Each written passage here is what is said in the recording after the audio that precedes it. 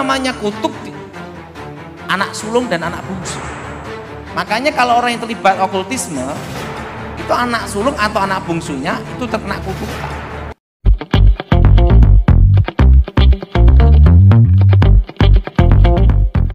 Matius 6 ayat 33. Tetapi carilah dahulu kerajaan Allah dan kebenarannya, maka semuanya itu akan ditambahkan kepadamu.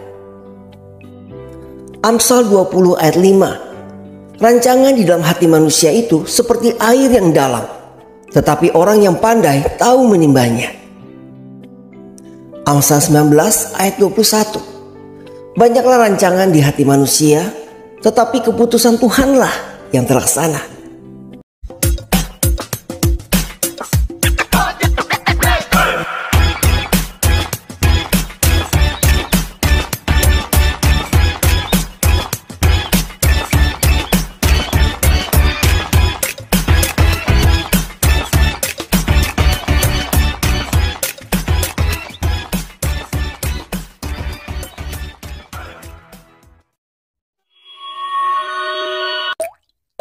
Minta kekayaan sama setan, itu keberuntungannya, rezekinya diambil, dipindah orang tuanya. Nah, dan orang tuanya pun terkena kutukan, tidak bisa menikmati kekayaan itu. Nah, ada namanya kutuk anak sulung dan anak bungsu. Makanya kalau orang yang terlibat okultisme, itu anak sulung atau anak bungsunya itu terkena kutukan. Ya, setan itu selalu mengikat kutuk anak yang paling disayangi, bukan anak yang paling dibenci. Kalau anak paling dibenci mati kan kurangi jumlah penduduk, betul? Betul? Betul. Nah, sama beban pemerintah kan. Nah, tapi selalu yang diambil itu anak yang disayangi. Nah, dan kebanyakan tuh maka ada kutuk anak sulung dan anak bungsu. Nah, orang yang terlibat kuasa gelap ini misalnya minta sama setan kaya, tapi rezeki anak cucunya itu tidak ada, hokinya tidak ada, sekalipun minta tetap miskin. Makanya kan sama-sama ke dukun, sama-sama minta ke setan, ada yang kaya, ada yang tambah miskin malah, karena tergantung rezeki anak cucunya. Itu sampai 3-4 generasi. Istilahnya disedot gitu Pak ya? Diambil. Disedot. Dan itu tidak bisa menikmati kekayaan itu. Nah, kayak orang punya jimat keselamatan. Nabrak mobil selamat, nabrak becak selamat, nabrak kereta api ya mati. Ada batas kemampuannya gitu loh. Itu keselamatan anak cucunya dipindah orang tuanya. Sehingga anak cucunya sering kecelakaan, bahkan ada yang mati kecelakaan. Nah, ada harga yang harus dibayar di sini. Setan tidak pernah memberi manusia gratis. Kenapa? Karena setan tahu tidak diampuni. Beda dengan manusia, manusia masih ada kesempatan untuk diampuni. Nah, makanya setan itu selalu menggoda manusia, tidak mungkin goda kambing. Nah, jadi gini, gimana kalau orang tua kita terlibat okultisme? Berarti rezekinya hilang gitu loh, hokinya hilang gitu loh. Dan kalau orangnya sudah bertobat ya Pak ya, gimana? Nah, gini ya, sebenarnya ada suatu rahasia yang sangat penting di sini.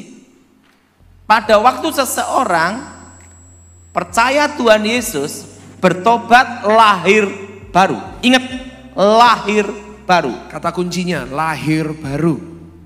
Segala ikatan kutuk itu ini berhubungan dengan namanya kutuk keturunan. Kutuk keturunan itu ada kutuk tabur tuai.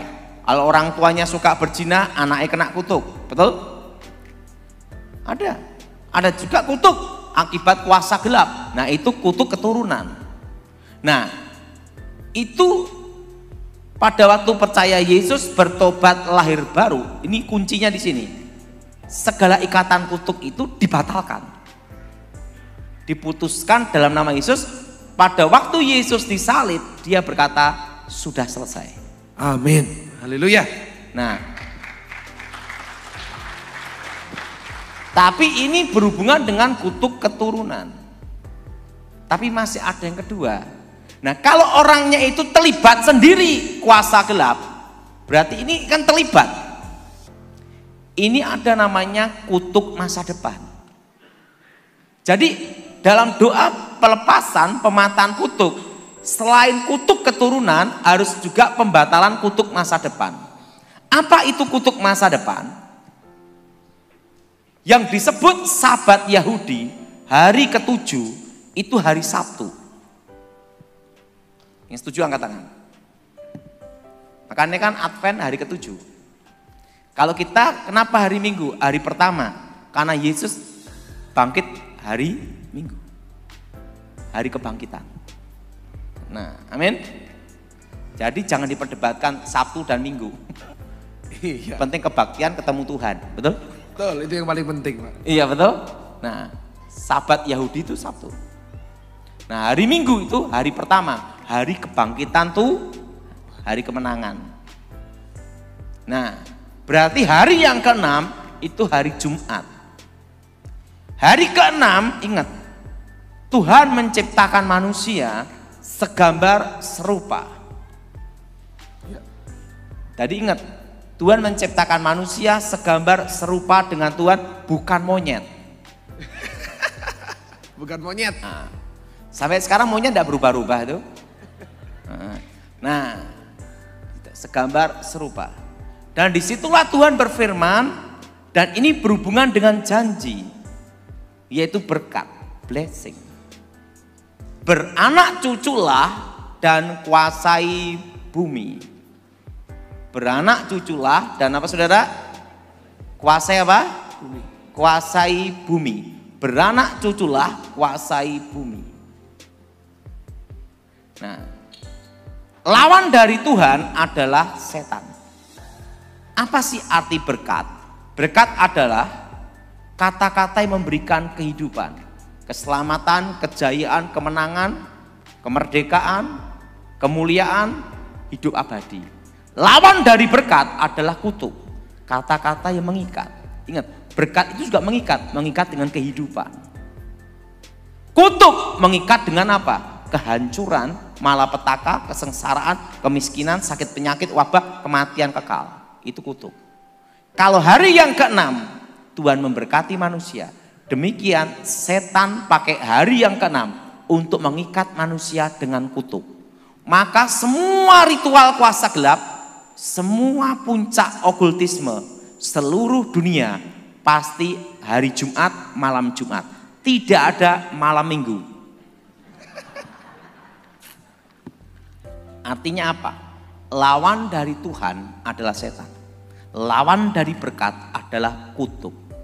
Makanya untuk mematahkan kutuk, jadi pada itu kita bertobat lahir baru. Nah, itu patahkan kutuk namanya kutuk keturunan. Tetapi kalau yang bersangkutan terlibat kuasa gelap, harus diputuskan juga kutuk masa depan. Supaya setan tidak punya hak atas masa depannya. Maka sering kejadian, dulu waktu belum bertobat, dia terlibat okultisme, buka toko pakai penglarisan. Dia bertobat, bahkan pelayanan. Habis bertobat, bangkrut habis. Karena kutuknya dilepas ya, Pak. Gini, kadang orang berkata bahwa ini kasus Ayub. Ingat, kasus Ayub beda dengan kasus ini. Ayub tidak ada perjanjian setan. Alkitab berkata Ayub orang benar. Tuhan menguji, Tuhan mengizinkan untuk iblis mencobai. Tetapi di sini ada pemulihan. Ayub dipulihkan Tuhan. Betul? Betul. Nah, kalau yang ini berhubungan dengan perjanjian setan, beda dengan kasus Ayub. Kenapa setan bisa ambil tokonya, hancurkan bisnisnya? Karena setan masih punya hak atas masa depannya. Setan tidak punya hak atas hidupnya, karena dia orang tersebut sudah percaya Yesus, bertobat, ditebus dengan lunas. Amin. Pribadi loh ya, hidup. Pribadi. Tetapi yang belum dibatalin adalah masa depan. Setan tidak mau kerja gratis. Pasti hartanya dihancurin semua. Nah ini perlunya doa pematahan kutuk, namanya kutuk masa depan. Nah doanya mata kutuk masa depan seperti ini, ikuti semua. Di dalam nama Yesus, Dalam nama Yesus, segala perjanjian setan, segala perjanjian setan, ikatan kutuk masa depan, ikatan kutuk masa depan, kami hancurkan, kami hancurkan, kami batalkan dibatalkan demi nama Yesus. demi nama Yesus. Darah Yesus, Darah Yesus, hancurkan kutuk masa depan. hancurkan kutuk masa depan. Darah Yesus, Darah Yesus, batalkan kutuk masa depan. batalkan kutuk masa depan. Nah, dan ini kuncinya. Ini semua. Darah Yesus, Darah Yesus, buka jalan berkat. buka jalan berkat. Darah Yesus, Darah Yesus, buka masa depan. buka masa depan. Kenapa perlu ada buka jalan masa depan? Lu sudah tahu, secara alam roh, orang yang terkena ilmu gaib atau terkena kutuk masa depan, itu seperti kabut gelap. Sehingga apapun bisnisnya, apapun kerjanya gagal. Kenapa? Setan masih punya hak atas masa depannya. Tetapi setan tidak punya hak untuk hidupnya. Oh, Harus dibedakan di sini. Nah, itu harus diputuskan. Nah, kalau orang tuanya terlibat setan-setan, harus dibatalkan kutuk masa depan ini. Dan ingat, Tuhan sanggup dan lebih daripada sanggup untuk menciptakan yang tidak ada menjadi ada. Karena itu bedanya setan dengan Tuhan. Oke? jadi tadi Pak Tony sudah bilang bahwa setan itu pendusta Pak ya, pendakwa. Dia pencuri. Tapi kenapa ya kok masih banyak orang Kristen, bahkan orang anak-anak Tuhan yang tetap minta tolong sama setan itu? Karena gini, banyak orang itu ingin jalan pintas, ingin cepat, Shortcut Pak ya, shortcut. ingin cepat kaya, ingin cepat naik pangkat. Nah, tetapi itu ada bahaya melebihi apa permintaannya. Orang datang ke dukun, ke kuasa gelap, terlibat okultisme. Karena apa? Karena dia tidak tahu resiko apa yang lebih besar melebihi yang dia minta.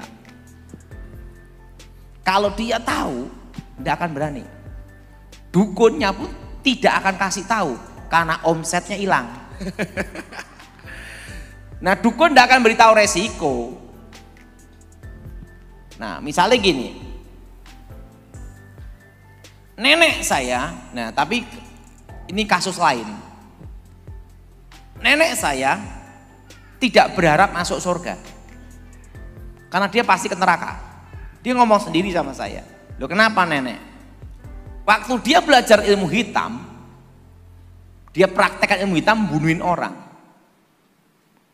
Karena kalau praktek ilmu hitam, sekali bunuh orang, itu akan berjalan terus mengikat, membunuh terus.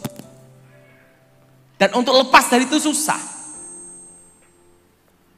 Nenek saya ibaratnya sudah masuk ke air, sekalian tenggelam aja gitu loh. Dan apa yang terjadi? Pada waktu mau matinya pun susah. Karena nenek saya punya ilmu poncosono, jenis rawa rontek. Jadi kalau mati, darahnya atau badannya tersentuh tanah, hidup lagi. Wow. Tangan diputus, tel gitu. Begitu darah netes, nyambung lagi. Itu real sekali Pak ya. Gitu. Nah, makanya di situ saya ngelihat apa? Orang susah mati juga sengsara. Dia ingin mati, minta tolong saya untuk bunuh dia. Lucu kan? Nah, kendalanya dia ditusuk keris saja, pusaka yang terbuat dari meteor pun tidak mempan. Senjata apapun tidak mempan. kok daun kelor. Sekalipun galeh kelor pun tidak mempan. Karena ilmunya berlapis-lapis. Wah, waktu susah mati. Nah, betul waktu itu saya baru bertobat. Saya ngomong sama nenek, "Nek, percaya Yesus. Aku hanya percaya yang sanggup membunuh saya." Ya, jadi, mati pun adalah sebuah anugerah Pak ya. Nah, saya ngomong sama dia, ya kalau gitu nenek saya kasih tahu jalan. Nah, karena nenek saya sama saya itu ada perbedaan. Saya belajar ilmu dari kakek nenek saya umur 9 tahun. Guru saya sendiri ilmu pamungkasnya itu menguasai tingkat ke-5 dan ke-6. Nah, kebetulan saya sudah menguasai tingkat ke-8. Di atas guru saya sendiri. Kenapa? Karena saya tidak menikah waktu itu loh ya. Kalau sekarang sudah menikah punya anak.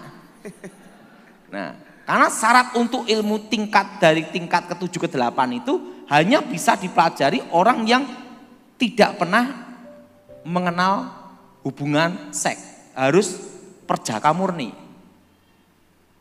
Tapi bukan homo juga. Kayaknya itu lebih parah Pak Dautoni ya kalau itu. Susah. Dan itu harus mencapai namanya titik kesempurnaan.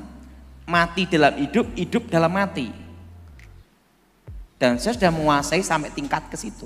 Tingkat 8. Nah, waktu mau menguasai tingkat ke-9, saya mundur.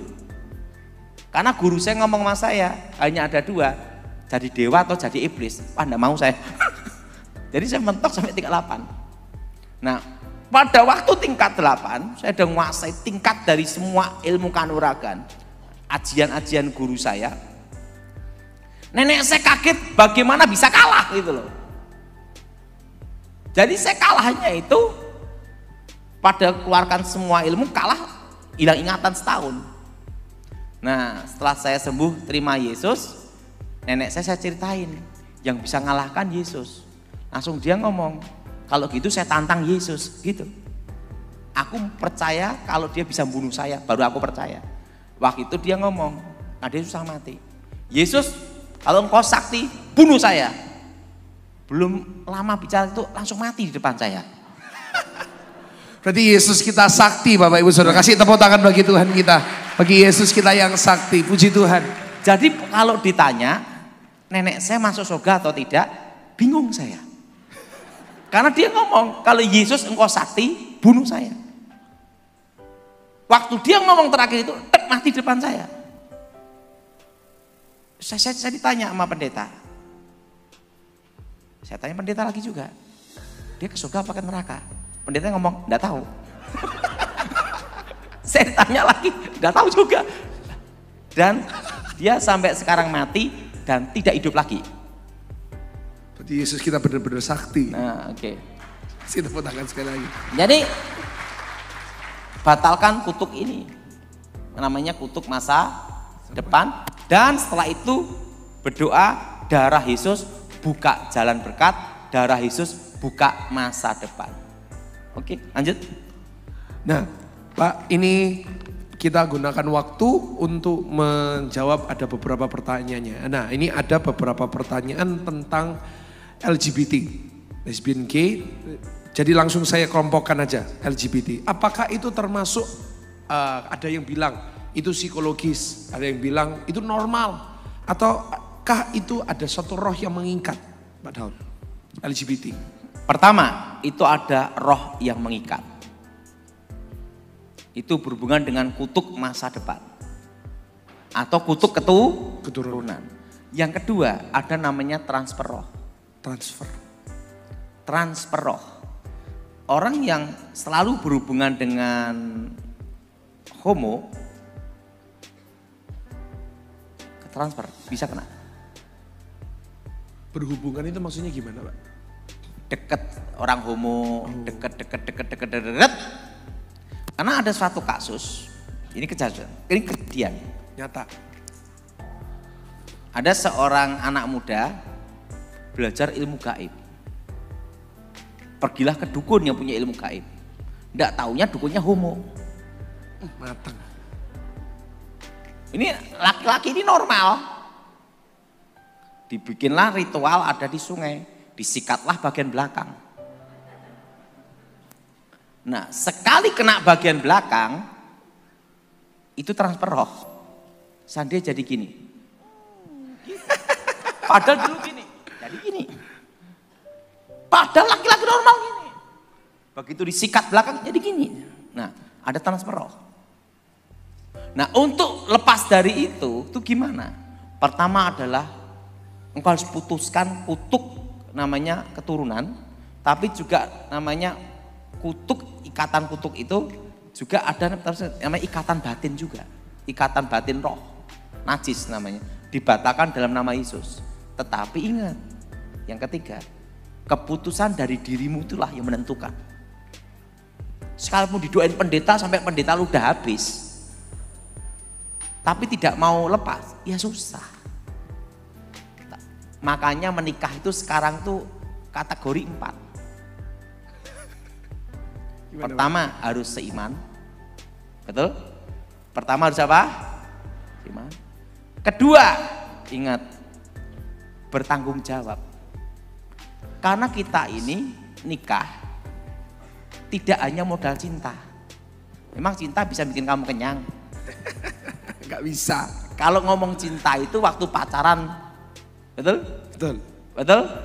Siapa yang setuju angkat tangan? Nah, setelah nikah apa? Penting tanggung jawab, betul? Betul? Betul. Nah, penting kedua tanggung jawab. Seiman, yang kedua apa? Tanggung jawab. Ketiga, bisa diajak ngomong. Kita kan nikah bukan sama patung. Betul? Betul? Betul? Betul. Ya, ini yang pengalaman sudah menikah lah. Wanita secantik apapun dikatakan cantik itu 3 bulan. Setelah 3 bulan, penting bisa diajak omong, saling mengerti dan suka duka. Betul? Karena kita nikah bukan hanya cantik, cantik patungnya. Betul? Betul. Walaupun cantik, cerewet setengah mati, dijamin suaminya stroke. Betul? Dan yang keempat, jangan sejenis. Betul? Jangan apa? Sejenis. Dulu kan 3, sekarang 4. Sekarang 4. Jangan apa? Ada banyak yang tertipu Pak Dodi. Ada yang bilang sama saya, Pak, saya tertipu Pak. Saya sudah 4 tahun pacaran, ternyata cowok Pak. Itu kecelakaan namanya.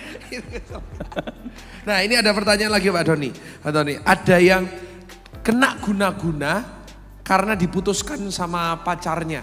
Nah, itu bagaimana solusinya dan gimana Pak Doni? Dia bisa kena kuasa gelap itu, pasti ada kekecewaan dan akar pahit. Dia harus bereskan dulu kekecewaan dan akar pahit. Jadi ini tips untuk yang habis putus pacar ya, apalagi yang anak-anak muda, jangan, nggak perlu kecewa, nggak perlu akar pahit. Kalau nggak santet kena. Gini ya, saya kasih tahu. Selama belum menikah, buka mata lebar-lebar. Karena masih ada pilihan. Betul? Haleluya. Betul? Itu pesan buat saya Pak Tony. Iya. Betul? Betul? Betul? Tepuk tangan, jangan nanggung-nanggung Bapak Ibu Saudara. Jadi ingat, kalau pacaran itu jangan nyerahin ATM, nyerahin semua bisnisnya, goblok ini. Kenapa? Kalau putus, ruginya lebih banyak. Setuju? Dia ngomong setuju ngalami. Kalau yang pinter, ATM tuh dipegang. Ingat, kalau nikah tahun ini banyak untung dan cuannya. Kenapa? Kenapa kalau tahun ini nikah untung banyak cuannya? Pertama, tidak sewa gedung. Karena corona, betul? Betul? Betul? Kedua, EO-nya yang bagian nari, nyanyi-nyanyi gitu ya, ambil di YouTube. Betul? Betul? Ambil di apa? Di YouTube. Ambil di YouTube. Ketiga, tidak usah pesan restoran. Karena apa? Kan lewat Zoom. Di delivery nasi kotak aja cukup Pak ya. Ya kan? Ya kan? Kan lewat Zoom. Siap. Yang keempat, sumbangan tetap. Jadi kalau nikah tahun ini, untungnya banyak. Cuannya banyak.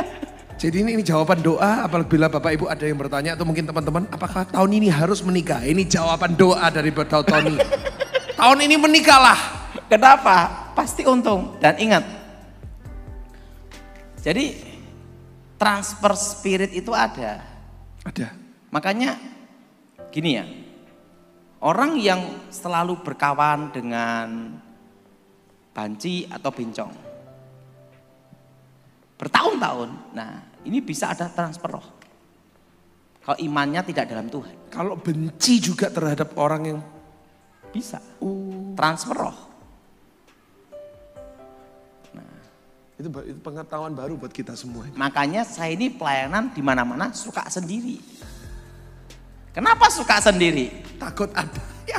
Pertama, kalau sama ada teman perempuan jadi gosip, betul? Betul. Tapi kalau ada teman laki dikira homo. Maka saya lebih enak sendiri. Maka kemana-mana sendiri gitu. Kecuali diajak makan itu aja. Siap. Kan sekarang tuh repot. Kemana-mana ada perempuan, wah dikira selingkuh, betul? Dimana-mana temen laki ganteng, dikira homo, nah, repot toh. Nah, lebih baik sendiri aja. Oke, ini ada satu pertanyaan Pak Tony. Nah, apakah anak kalau misalnya benci terhadap orang tua, selalu kurang ajar sama orang tuanya, itu juga ada pengaruh dari roh? Roh pemberontak. Dan pemberontak. itu bisa terkena namanya kutuk serapah. Kutuk serapah. Serapah. Jadi Alkitab berkata, hormati orang tuamu supaya lanjut usiamu. Betul? Betul? Nah, jadi gini. Ini konsep sama orang tua ya. Kadang tuh kita sebagai anak tidak cocok sama orang tua. Nah, caranya gimana? Orang tua marah model apapun, dengerin aja. Kalau kita tidak cocok, jangan dilakukan, gitu aja. Oke. Kalau cocok, ya dilakukan. Kalau tidak cocok, diem aja. Kan kadang kita dalam suatu bisnis atau suatu prinsip, kita berbeda. Betul? Betul? Betul? Betul. Nah, kalau beda prinsip, ya diem aja. Penting kita megang prinsip kita. Tapi untuk melawan tidak. Nah, kalau saya punya konsep seperti itu yang diajarkan kakek saya sejak kecil. Kakek saya sejak kecil ngomong gini, pokoknya kamu tidak boleh melawan, ngata-ngatain orang tua. Jadi gimana kakek? Kalau tidak cocok gimana? Diem aja, tidak usah dilakuin. Kalau cocok ya dilakuin. Nah, sampai sekarang itu saya pegang. Yang setuju angkat tangannya, Pak. Nah, karena ide kita, prinsip kita kadang berbeda. Misalnya orang tua kita bukan orang Kristen, beda enggak? Beda. Betul? Beda prinsip, betul? Betul? Nah, tapi kita tidak boleh melawan, diem aja. Gitu. Ininya nggak boleh melawan ya. Nah, ini ada sebuah pertanyaan yang mungkin sering kali ditanyakan. Bagaimana cara membedakan apakah ini kutuk kemiskinan atau memangnya Dasar berkat- goblok gitu. Nah, itu gini. Atau mungkin memangnya berkatnya Tuhan itu belum ke saya atau apakah ini kutuk Nah, kemiskinan? gitu loh. Sekarang saya tahu. Kutuk itu seperti ini.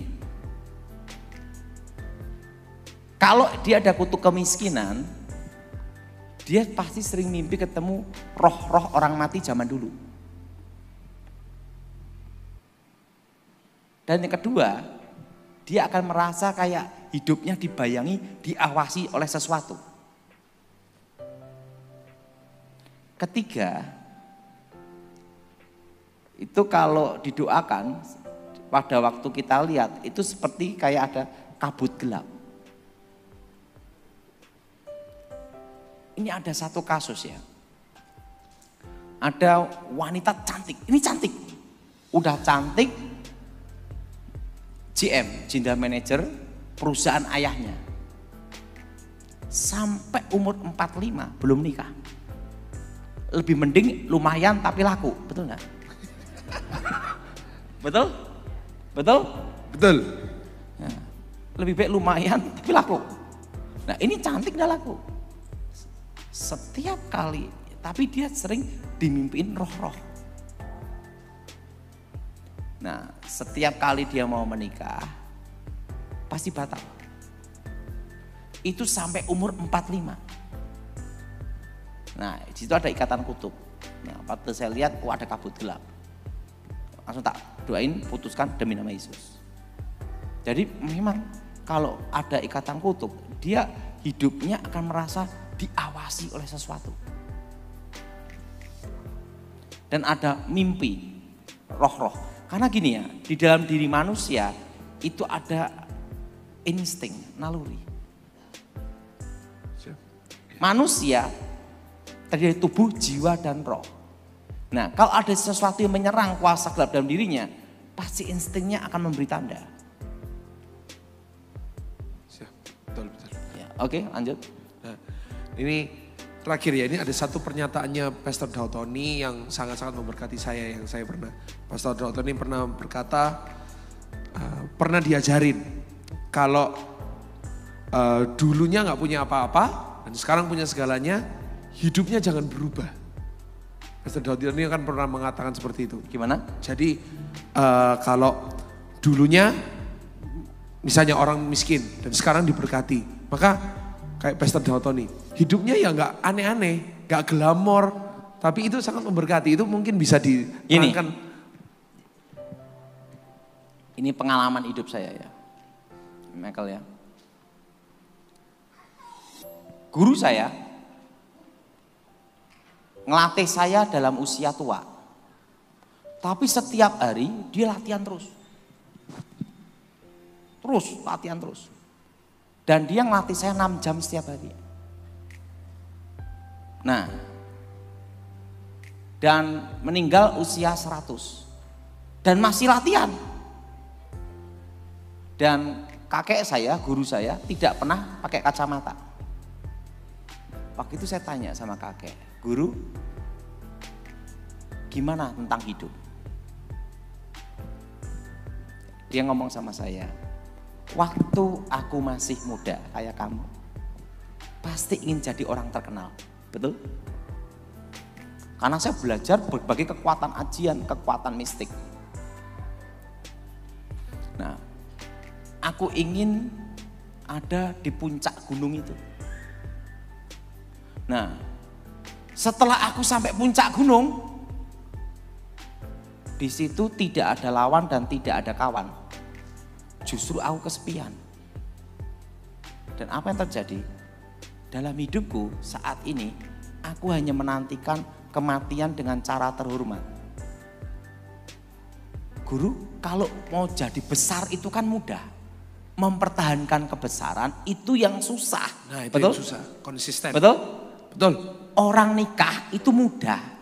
Mempertahankan pernikahan itu yang susah. Betul? Betul? Betul. Guru saya ngomong, waktu kamu di bawah, kamu ingin ada di atas. Artinya apa? Semangat kamu, jiwa kamu, latihan kamu, insting kamu. Kamu harus tetap merasa di bawah, sekalipun di puncak manapun, engkau tidak boleh merasa puncak. Artinya apa? Dalam hidup ini tiada puncak. Hidup ini tidak ada puncak. Nah, puncak itu ada, yaitu pada waktu kamu mengakhiri hidupmu dengan cara mati terhormat. Tidak jadi bahan gosip. Betul? Betul. Jadi kita mengakhiri hidup kita itu dengan terhormat. Nah, sampai sekarang saya itu konsep pelayanan saya dalam hidup saya setelah saya bertobat, semangat saya melayani Tuhan sampai sekarang saya masih di desa. Di desa, pelayanan di desa, di kota, manapun saya layanin. Karena apa? Penting dalam hidup saya, semangat saya, pelayanan, dan dari dulu sampai sekarang tidak boleh berubah. Meskipun sekarang sudah terkenal banget ya Pastor Daud Tony ya, di mana-mana pasti viralnya Pastor Daud Tony. Dan Tetap tahu enggak nih, ini baju yang ngasih ini. Saya dikasih baju ini waktu ulang tahun.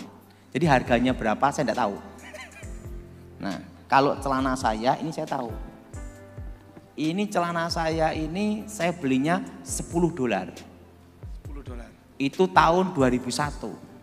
Berarti masih berapa itu? 2001 itu $10. Ini umurnya celana saya ini melebihi anak saya. Berarti sudah 20 tahun ya? Ini celananya. Kan ini loh. Iya. Ini kan asli. Karena yang sering saya pakai pelayanan. Karena apa? Kalau celana model seperti gini, tipis-tipis, setahun, 2 tahun, 5 tahun robek. Ini kan enggak robek-robek. Nah, makanya ini penting hidup ini gini ya. Saya makan apa saja oke. Kenapa? Karena keluarnya sama. Betul, setuju. Betul? Setuju. Jadi saya makanya makan dimanapun sama. Karena apa? Yang penting semangat hidup kita tidak boleh hilang sekalipun kita ada dimanapun tempat. Dan kedua, saya selalu diajar satu. Engkau harus tahu dari mana kamu berasal. Itu yang penting Pak ya. Saya bertobat sama Gilbert. Tuhan pakai Gilbert melayani saya. Dan ada berapa pendeta. Nah, saya ikut Pak Gilbert itu sejak tahun 93. Dan saya tidak pernah pindah gereja. Atau pindah ke tim lain. Saya tetap ke pendetanya Gilbert, ikut Pak Gilbert. Dan sampai sekarang saya ini bawahnya Gilbert. Kasih tepuk tangan. Itu yang penting Bapak Ibu, jangan pernah lupa kita berasal dari mana. Saya sampai sekarang ini satu-satunya dari timnya pendeta Gilbert yang tidak ada gelar pendeta. Saya tidak ada gelar pendeta. Waktu itu Pak Gilbert ngomong saya, Daud kamu tanda tangannya untuk ini, untuk jadi pendeta. Tidak mau saya. Kenapa? Kenapa tidak mau? Dulunya banyak dosa lah, kita harus tahu diri. Karena jadi pendeta itu beban. Ya terserah kamu Daud. Jadi sampai sekarang itu saya tidak ada nama pendeta. Anggota pendeta, tidak ada. Jadi sampai sekarang saya hanya memberitakan Injil aja. Dan saya akan lakukan ini sampai saya meninggal. Jadi penting semangat saya melayani tetap ada. Nah konsep saya khotbah gini. Kalau saya diizinkan khotbah, berarti saya masih bisa dipercaya. Tapi kalau saya tidak khotbah, berarti Tuhan nyuruh saya pensiun. Selesai kan? Hidup tidak boleh memaksa diri. Pokoknya mengalir, bergulir. Beginilah firman Tuhan, penebusmu, yang Maha Kudus, Allah Israel. Akulah Tuhan, Allahmu, yang mengajar engkau tentang apa yang memberi faedah, yang menuntun engkau di jalannya harus kau tempuh. Maka Yesus berkata pula kepada orang banyak, katanya, Akulah terang dunia, barang siapa mengikut aku, ia tidak akan berjalan dalam kegelapan, melainkan ia akan mempunyai terang hidup. Kata Yesus kepadanya, Akulah jalan dan kebenaran dan hidup. Tidak ada seorang pun yang datang kepada Bapa kalau tidak melalui aku. Tuhan Yesus memberkati.